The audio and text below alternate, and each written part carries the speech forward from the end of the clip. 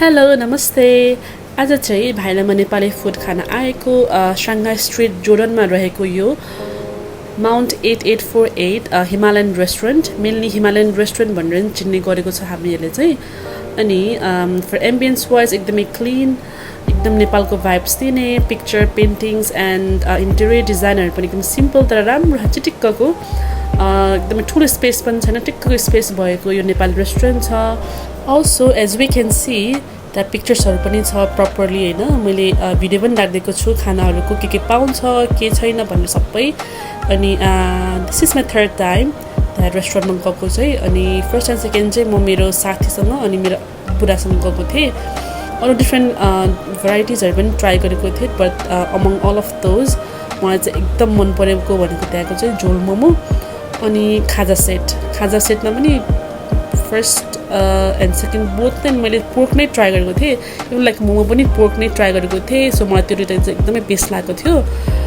अनि यहाँको झोल चाहिँ एकदमै माइल्ड छ नट लाइक हाइली स्पाइसी पनि छैन ठिक्कको मिठोवाला छ होइन अनि धेरै मुखमा पानी आयो मलाई अहिले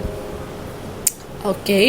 अनि खाजा सेटमा पनि हामीले अरू ठाउँमा भन्दा चाहिँ यहाँ चाहिँ मैले डिफ्रेन्ट पाएको थिएँ लाइक अचार फ्राई अनि करेलाको अचार गुन्द्रुक पनि कति ठाउँमा हुन्छ कतिमा हुँदैन है इट डिपेन्ड्स अनि अल्सो बुङ्गाको अचार चाहिँ एकदमै डिफ्रेन्ट एन्ड न्यू थियो मेरो लागि पनि भाइको लागि पनि होइन मैले चाहिँ अलरेडी ट्राई गरेको भएर ठिकै थियो मेरो लागि चाहिँ होइन मैले खाइसकेको थिएँ लास्ट टाइम पनि त्यही भाइको लागि चाहिँ एकदमै डिफ्रेन्ट थियो अब चाहिँ खाना सुरु गर्नु पर्ला भनेर यसो प्लेट मात्रै वाइप गरेको होइन के गर्नु एफएनबीमा काम गरेको नि यत्रो 5-6 इयर्स त भइसक्यो प्लेट पुस्दा बानी लाग्यो कि खाँदाखेरि पनि पुस्नै पर्ने होइन अनि फर्स्टमा चाहिँ जहिले पनि जहाँ गए पनि आफूलाई फेरि मोमोबाट स्टार्ट गर्न पर्ने अनि तातो मोमो यसो मुखमा हालेर भिडियो के हेरेको सोल्टीको छाप्पडे हात देखिहालेँ भाइ हात साइडमा राख न क्यामेरामा आयो भन्छु कि सोल्टीले बुझ्ने होइन नेक्स्ट टाइम पनि भने यता बस भिडियोमा तिम्रो हात आयो भनेर दुईचोटि भनेपछि बल्ल सरले बुझ्नुभयो अनि त्यसपछि चाहिँ खाना सुरु गर्नुभयो आफूलाई चाहिँ फेरि है जता गए पनि मोमो चाहिँ फेरि सुरुमा चाहिँ हाल्नुपर्छ कि मुखमा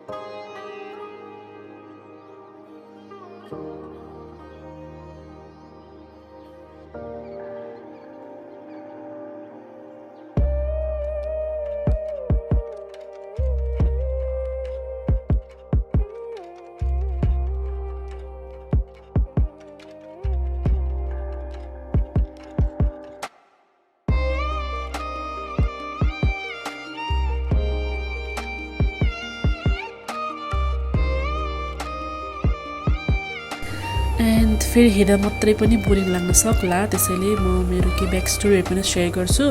एन्ड फर्स्टली चाहिँ मेरो लास्ट विकको भिडियोहरू पनि कति धेरैजनाले चाहिँ मलाई पर्सनली पनि डिएम गर्नु भएर यस्तो गर्नु उस्तो गर्नु राम्रो हुन्छ हेर्दाखेरि पनि मजा आउँछ यस्तो गऱ्यो भने टाइपको कमेन्टहरू पनि कतिजनाले गर्नुभएको थियो अनि कति धेरै मेरो फ्रेन्ड्स एन्ड फ्यामिलीजहरू पनि सपोर्ट गर्नुभएको छ त्यसको लागि चाहिँ सबैजनालाई चाहिँ धेरै धेरै थ्याङ्क यू सो मच भन्न चाहन्छु यही भिडियो थ्रुबाट एन्ड यसरी नै माया साथ र सपोर्ट दिइराख्नु होला भन्न चाहन्छु होइन अनि म चाहिँ त्यो ब्याकग्राउन्ड म्युजिक चाहिँ यस्तो मिठो मिठो लागेको थियो क्या त्यहाँ होइन नेपाली म्युजिकहरू मजाको अनि फुड पनि त्यही अनुसारले मिठो त्यही भएर मलाई चाहिँ अलिअलि यसो तालाइरहेको थियो होइन अनि त्यही हो अब हजुरहरूलाई कसैलाई अब एकदमै मोमो खाजा सेटहरू मनपर्छ भने नेपाली फुडहरू ट्राई गर्न मन लाग्छ भने चाहिँ यो पनि हाइली रेकमेन्डेबल भन्न चाहन्छु अहिलेसम्म कोही कति धेरै ठाउँहरूमा ट्राई गरेँ होला तर यहाँको चाहिँ मेनली एम्बियन्स पनि हो फर्स्टली नै अब कहीँ गए खाना चाहिँ मिठो छ तर एम्बियन्स चाहिँ अलिकति प्रिफरेबल छैन भने चाहिँ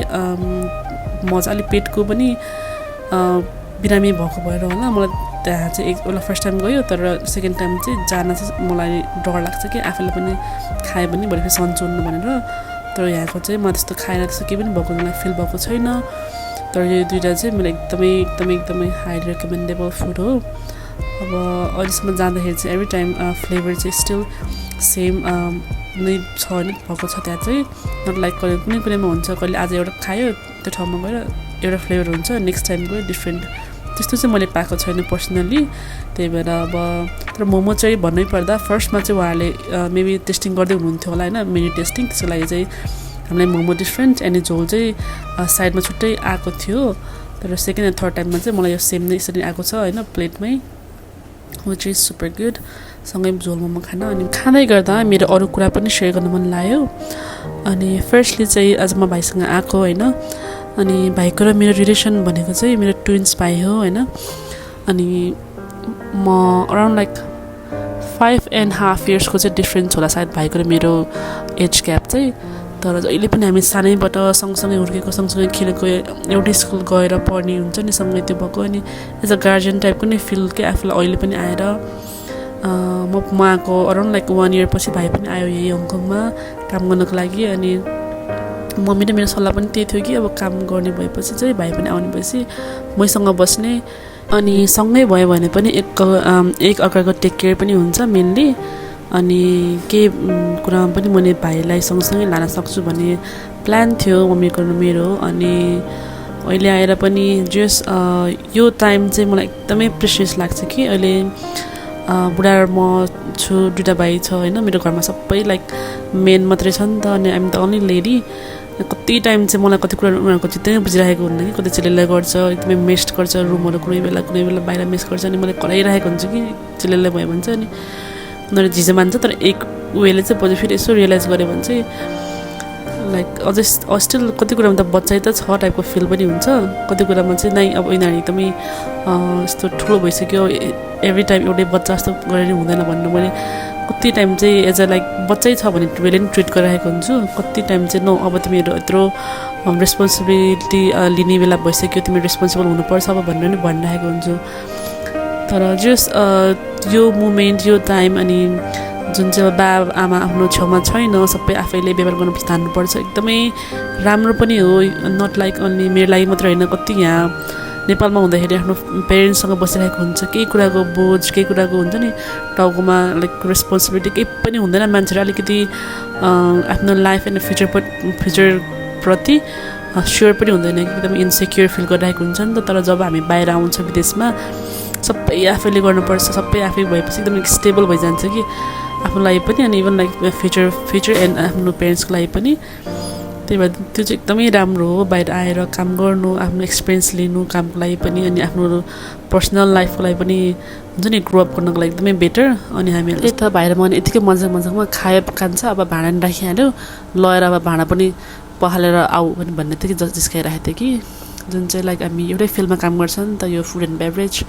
अनि कति कुरा हामीले अन्डरस्ट्यान्ड पनि गरिरहेको हुन्छ कि अब आफूलाई पनि यो बेलामा गाह्रो नै पर्छ होइन काममा अरूलाई पनि त्यस्तै हुन्छ भनेर नट ओन्ली मी लाइक मेरो कलिगहरूलाई नि बुझ्दाखेरि इभन लाइक मेरो फ्रेन्ड्सहरूसँग नि बुझ्दाखेरि त्यो सेम रेस्पोन्स नै आइरहेको हुन्छ कि गाह्रो हुन्छ अनि हेल्प गर्नुपर्छ भन्ने टाइपको फिलिङ हुन्छ कि हामीलाई त्यो वेमा चाहिँ त्यही त आज चाहिँ like almost and of the video भइरहेको छ